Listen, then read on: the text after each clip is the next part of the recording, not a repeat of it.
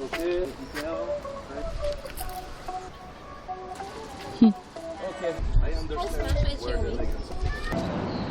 Smileys. Yeah, I give it up. Mom, you have to do this. What? I want you to stay here, take off your glasses, like that, and then look at the camera, and then go. And then walk where you were, like right here. Walk towards and look at the camera. And then take off your shades. And then not. And then you could go. Ganda. Good. Nice pala. Ang ganda. Kilala ko din. Pero Nandun siya sa hulmang-hulma. Who is she? Who is she? Alam mo ba dati Who is sa San she? Francisco, Who is she? naka-fur coat siya. In Union Square, remember? Yeah. And then, It's so embarrassing. You were wearing a coat? I was wearing mink. yeah. Wala lang. May nag-activist. Chill, chill. And then there were activists, yung animal cruelty. Oh my God. Hinabol siya, Hinabol tapos ako. inano siya, binatuhan siya ng yung flour. Yeah. They threw flour at me. And then, so lahat, Neiman Marcos yung coat or something. Lahat kami bilhan din niya kami ng mga mink coat. Bata pa kami. Terno kayo. So the next day, sinoli niya lahat ng mga mink. Tama? Sinoli niya yung mga mink coat. Yeah. I said, no, this cannot be. My mom though, shoppingera siya. Tapos we grew up in San Francisco. May Barrio Fiesta doon. So, ako yung taga-kanta. We opened In San Francisco. in San Jose area, Milpitas. And And they were singing Diba there's another one? San Jose. Westboro Westboro. on El Camino. Tapos, Avec Revolut, tu as des intérêts. bata pa lang chaque ako. jour. Wala naman. Bata pa lang ako. Kumakanta na. Alam mo naman maganda yung...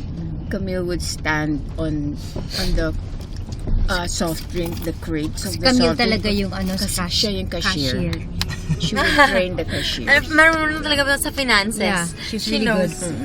So anyway, sa Great Wall of China, meron din ako moment doon na nakasot ako ng Tiffany siya na bow. Basta it was an old collection, it was super heavy gold.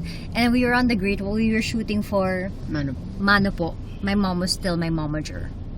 And we were, it was so cold na pagtanggal ko ng glove ko, Gloves. lumipad yung lintik na... Goodbye. Ang ganda pa naman yung that was a good one. That was a good ring. It was the big version of the bow. I don't forget. I think I was how old then? Na goodbye. So she said goodbye. But there was a worse situation. Oh, mine? Yes, the abomination of the desolation movement. Do you remember? Do you Don't remind me. Tell them my kwento. Which part in the... Star Awards. 6 carat. Oh. Yun! I don't want to think about that. My very first Star Awards, I won Best. best newcomer whatever. Tapos pinasuot mo sa akin yung 6 carat mo. Tapos ikaw magkwento daw. Pagpasok ko ng kotse, yung mga fans, so yung hair ko mahaba. Tapos pagpasok ko sa loob ng car, sabi ko, Mom! Wala na. Gone. Gone. Tapos sabi ko, Mom, I lost one earring. Nandun siya sa Patayin eh. Gusto ko siya dead. Nandun siya, nag-yosi siya sa may front ng seat. Sabi niya, you're kidding. Gulit siya. Sabi ko, I'm not kidding. Tapos, it's okay, I don't want to talk about it. Those were the sad days. Yeah. And your TF wasn't even enough. Oh my God. I don't know kung sino nakapulot ng pero every Sabi time, ko, somebody must have really needed it. So, it had to happen. Kahit sa Great Wall of China, diba may mga matatanda doon. Yun lang yung sinabi mo, You helped diba? the soul. Yeah. So, okay na yun. Sometimes when you lose something, it helps others.